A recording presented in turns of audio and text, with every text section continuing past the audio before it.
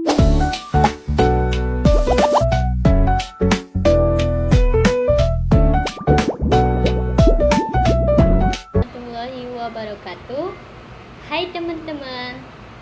Baik, perkenalkan, nama saya Siti Hafijah, kelas Biologi 2, NIM 0704232030, jurusan Biologi, Fakultas Sains dan Teknologi, Universitas Islam Negeri Sumatera Utara. Di sini saya membuat video tugas perkembangan hewan, yaitu ujian akhir semester. Nah, baik, di sini saya akan menjelaskan tentang materi fertilisasi. Fertilisasi adalah proses penyatuan sel sperma dan sel telur yang menghasilkan zigot, yaitu sel tunggal yang mengandung materi genetik dari kedua orang tua. Proses ini merupakan langkah awal dalam reproduksi seksual dan menghasilkan individu baru dengan kombinasi genetik yang unik. Fertilisasi terjadi ketika sperma berhasil menembus lapisan luar sel telur dan bergabung dengan inti sel telur sehingga membentuk zigot yang siap untuk melakukan pembelahan sel dan berkembang menjadi embrio baru. Ada tahapan fertilisasi, yaitu tahapan penemuan. Merupakan proses di mana sperma menemukan dan mendekati sel telur di tuba Fallopi. Ini bukanlah proses pasif, tetapi melibatkan beberapa mekanisme aktif dari kedua sisi, yaitu dari sisi sperma, yang dimana sperma bergerak secara kemotaksis, tertarik ke sel telur oleh zat kimia yang dilepaskan oleh sel telur. Gerakan sperma juga dipengaruhi oleh beberapa faktor lainnya seperti gerakan peristaltik tuba Fallopi. Hanya sebagai dari sisi sel telur mengeluarkan sinyal kimia yang membantu mengandung sperma. Struktur tuba Fallopi juga membantu memfokuskan sperma menuju sel telur. Nah, yang kedua itu tahapan penetrasian dalam fertilisasi. Fertilisasi adalah proses di mana sperma menembus lapisan pelindung sel telur untuk mencapai membran plasma sel telur dan akhirnya melebur. Lapisan pelindung ini terdiri dari dua bagian utama, yaitu corona radiata. Lapisan sel-sel folikel yang mengelilingi sel telur. Sperma harus menembus lapisan ini terlebih dahulu. Gerakan sperma yang aktif dan enzim yang dikeluarkan oleh sperma membantu proses penetrasian ini. Yang kedua itu zona pellucida, lapisan glikoprotein yang lebih dalam dan lebih tebal yang mengelilingi sel telur. Ini adalah penghalang utama yang harus diatasi sperma. Reaksi akrosom pada sperma sangat penting pada tahapan ini. Reaksi akrosom adalah proses pelepasan enzim dari akrosom struktur. Enzim termasuk mencerna zona pellucida, menciptakan jalan bagi sperma untuk menembusnya. Yang ketiga itu tahap fusi.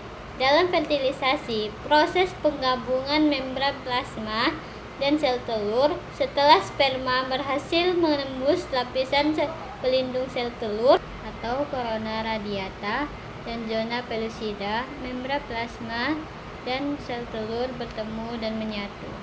Proses ini bukan sekadar kontak, melainkan penggabungan yang sebenarnya, membentuk jembatan sitoplasma antara kedua sel. Berikut beberapa poin penting mengenai tahap fusi. Yang pertama itu pengenalan spesifik. Fusi tidak terjadi secara acak. Ada interaksi molekul spesifik antara protein membran pada permukaan sperma dan sel telur yang memastikan bahwa hanya sperma yang kompatibel yang dapat berfusi. Ini merupakan mekanisme yang penting untuk memecah fertilisasi oleh sperma atau sel lain.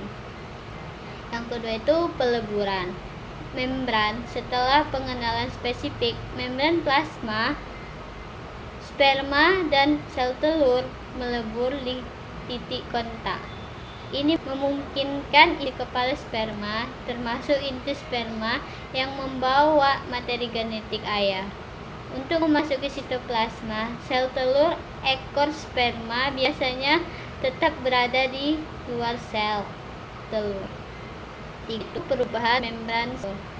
Setelah fusi, terjadi perubahan pada membran sel telur untuk mencegah polispermi atau pembuahan oleh lebih dari satu sperma. Ini untuk memastikan bahwa hanya satu set kromosom dari ayah yang ditambahkan ke dalam sel telur. Blok polispermi adalah mekanisme yang mencegah lebih dari satu sperma membuahi sel telur. Pentingnya mekanisme ini tidak bisa dilebih-lebihkan karena polispermi atau pembuahan oleh banyak sperma akan menyebabkan jumlah kromosom yang tidak normal pada zigot yang biasanya mengakibatkan kematian embrio. Ada dua mekanisme utama yang terlibat dalam blok polispermi. Blok polispermi cepat. Mekanisme terjadi dalam hitungan detik setelah sperma pertama memasuki sel telur. Perubahan potensial membran sel telur terjadi membuat membran sel telur menjadi lebih negatif sehingga mencegah sperma lain untuk berfusi. Hal ini merupakan respon cepat dan sementara. Proses setelah sperma pertama berfusi dengan sel telur, terjadi perubahan mendadak dalam potensial membran sel telur menjadi lebih negatif atau depolarisasi. Perubahan ini secara elektrik mencegah sperma lain untuk melebur dengan membran sel telur. Yang kedua, blok polispermi lambat. Mekanisme terjadi dalam beberapa menit setelah sperma pertama memasuki sel telur. Proses ini melibatkan reaksi kortikal di mana butiran kortikal di dalam plasma sel telur melepaskan enzim ke ruang antara membran plasma sel telur dan zona pellucida. Proses enzim-enzim ini memodifikasi zona pellucida, membuatnya tidak dapat ditembus oleh sperma lain. Hal ini merupakan proses yang lebih permanen dan memastikan bahwa hanya satu sperma yang dapat membuahi sel telur. Modifikasi ini termasuk modifikasi glikoprotein pada zona pellucida dan penguatan struktur zona pellucida. Yang kelima itu ada tahapan aktivasi sel telur. Merupakan serangkaian perubahan metabolik dan fisiologis yang terjadi pada sel telur setelah fertilisasi. Perubahan ini penting untuk memulai perkembangan embrio. Aktivasi sel telur dipicu oleh masuknya sperma dan peleburan membran plasma kedua sel. Yang keenam itu sigami atau karyogami. Dalam fertilisasi, tahapan penggabungan materi genetik dari sel sperma dan sel telur. Setelah sperma memasuki sel telur dan terjadi aktivasi sel telur, inti sperma, inti sel telur masing-masing mengalami perubahan untuk mempersiapkan fusi. Yang ketujuh, ada tahapan pembelahan. Dalam fertilisasi, serangkaian pembelahan sel mitosis yang cepat yang terjadi setelah pembentukan zigot. Pembelahan ini tidak meningkatkan ukuran keseluruhan embrio, melainkan menghasilkan banyak sel yang lebih kecil yang disebut blastomer. Nah, selanjutnya ada variasi fertilisasi pada hewan. Yang pertama itu fertilisasi eksternal, di mana merupakan proses peleburan gamet, sperma, dan sel telur.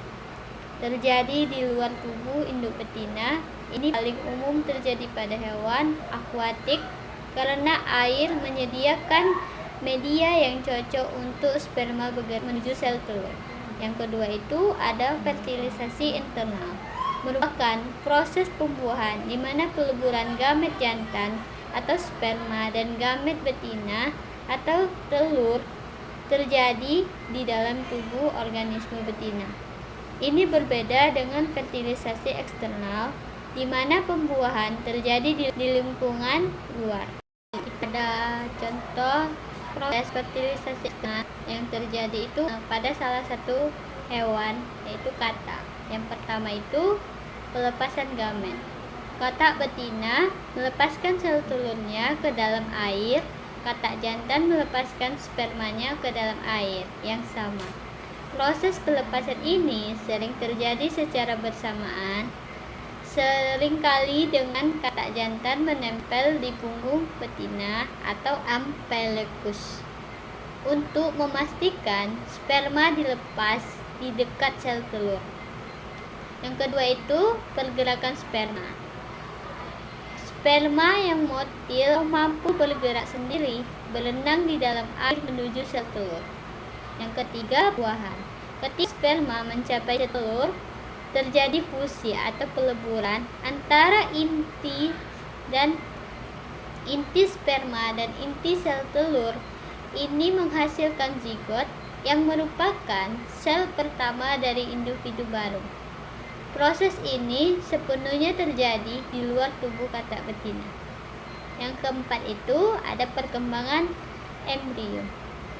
Zigot yang terbentuk akan berkembang menjadi embrio di dalam air.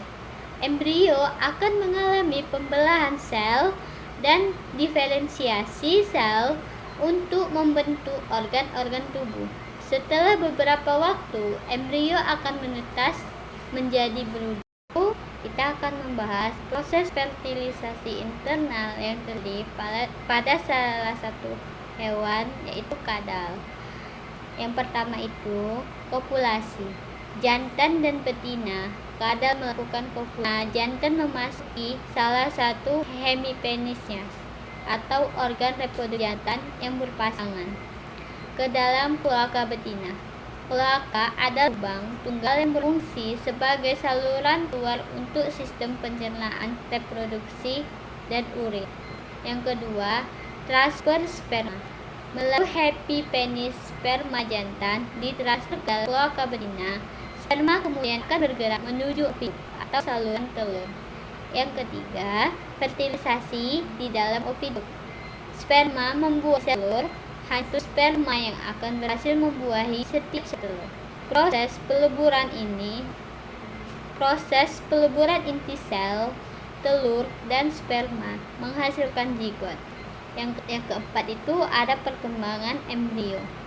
Setelah pembuahan, zigot mulai berkembang menjadi embrio di dalam oviduk. Embrio akan dikelilingi oleh membran indung dan mendapatkan nutrisi dari kuning telur yang terdapat di dalam telur. Yang kelima, peletakan telur atau oviparitas. Sebagai besar kadal adalah ovipar, artinya mereka bertelur. Telur yang telah dibuahi akan bergerak ke bawah oviduk dan dikeluarkan dari tubuh betina. Beberapa spesies kadal menunjukkan viviparitas atau melahirkan anak atau ovoviviparitas. Telur menetas di dalam tubuh betina. Perbedaan perkembangan embrio. Yang pertama itu ada ovipar. Ovipar adalah cara reproduksi hewan di mana perkembangan embrio terjadi di dalam telur yang diletakkan di lingkungan eksternal. Dengan kata lain, hewan ovipar bertelur. Telur-telur ini biasanya mengandung kuning telur yang berfungsi sebagai sumber makanan bagi embrio yang sedang berkembang. Yang kedua itu ada vivipar. Merupakan cara reproduksi hewan di mana embrio berkembang di dalam tubuh induk betina dan mendapatkan nutrisi langsung dari induknya hingga kelahiran. Hewan vivipar melahirkan anak yang sudah berkembang, bukan bertelur. Proses ini melibatkan pembuahan internal. di mana proses pembuahan sel telur di dalam tubuh induk. Yang ketiga itu ada ovovivipar atau yang sering disebut bertelur beranak, adalah strategi reproduksi hewan yang menggabungkan ciri-ciri ovipar atau bertelur dan vivipar atau melahirkan. Hewan ovovivipar menggabungkan telur di dalam tubuh induk betina, tetapi embrio di dalam telur tersebut mendapatkan nutrisi dari kuning telur. Telur yang ada di dalam telur itu sendiri, bukan dari tubuh induknya.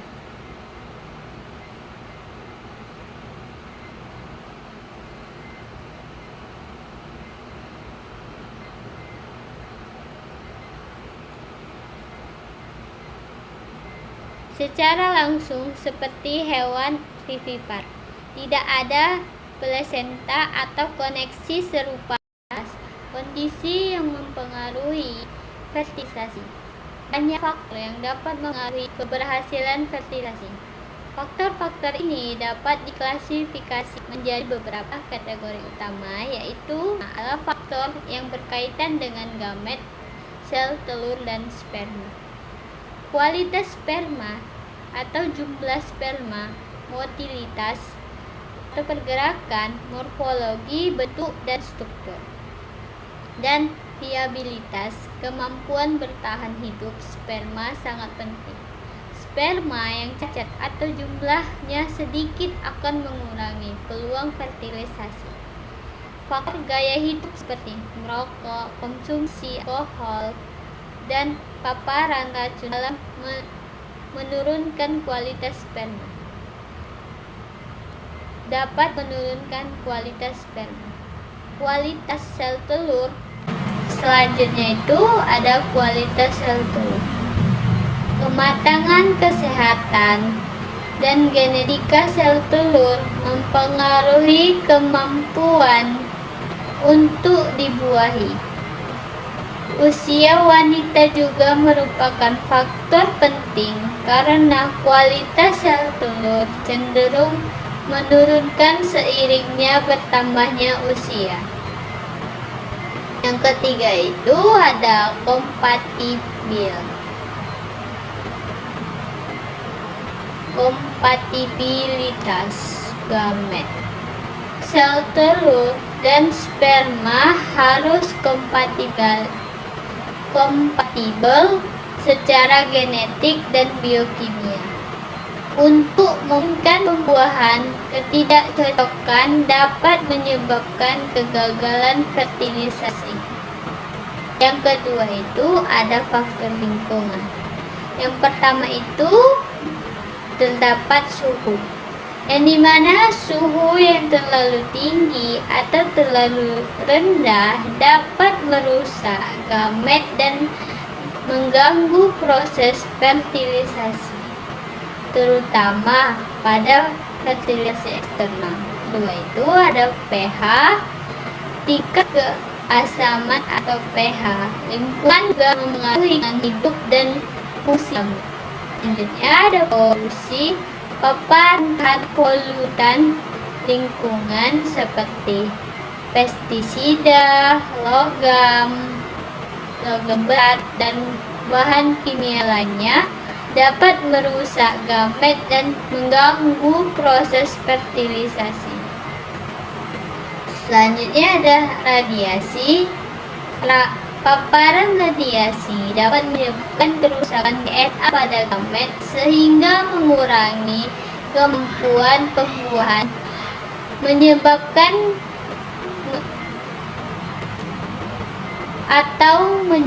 kelainan pada embryo. Selanjutnya ada kualitas air. Untuk fertilisasi eksternal pada hewan yang melakukan fertilisasi eksternal di air, kualitas air atau kandungan oksigen populasi sangat penting untuk kelangsungan hidup gamet. Yang ketiga ada faktor kesehatan reproduksi, yaitu penyakit menular seksual. Beberapa PMS dapat mengganggu proses fertilisasi, menyebabkan kerusakan. Ada kondisi medis dan kondisi medis seperti endometriosis atau PCOS, sindrom ovarium polikistik, dan varicose.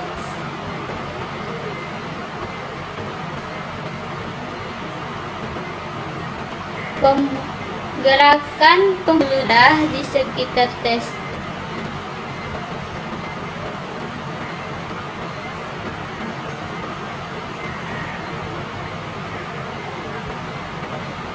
dan varicocele atau pembengkakan pembuluh darah di sekitar testis dapat mempengaruhi kesuburan. Yang selanjutnya itu ada stres. Stres kronis dapat mempengaruhi hormon reproduksi dan mengurangi kesuburan. Yang selanjutnya ada obat-obatan. Beberapa obat-obatan dapat mempengaruhi kesuburan baik pada pria maupun wanita. Usia merupakan faktor penting mempengaruhi kualitas gamet dan kesuburan baik pada pria maupun wanita. Yang terakhir atau yang keempat itu ada faktor lainnya, yaitu yang pertama ada gaya hidup. Faktor seperti diet, olahraga, kebiasaan merokok, atau minum alkohol dapat mempengaruhi kesuburan. Yang kedua itu ada genetika. Faktor genetika dapat mempengaruhi kualitas gamet dan meningkatkan resiko masalah kesuburan.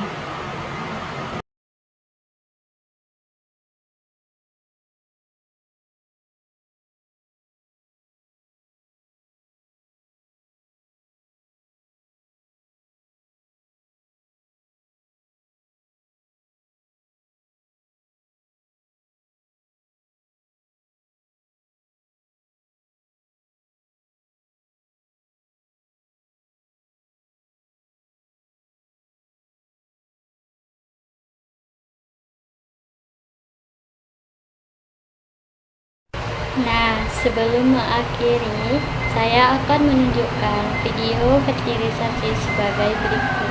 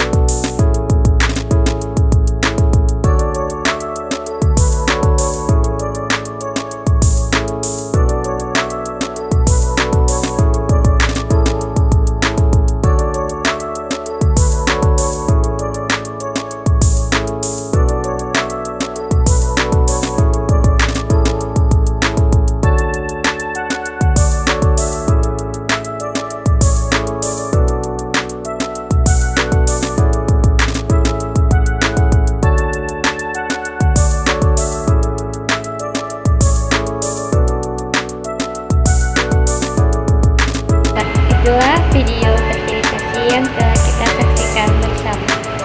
Sudah dimari saya dengan judul fertilisasi. Saya ucapkan terima kasih. Wabillahi wa taufiq wal hidayah. Assalamualaikum warahmatullahi wabarakatuh. Terima kasih.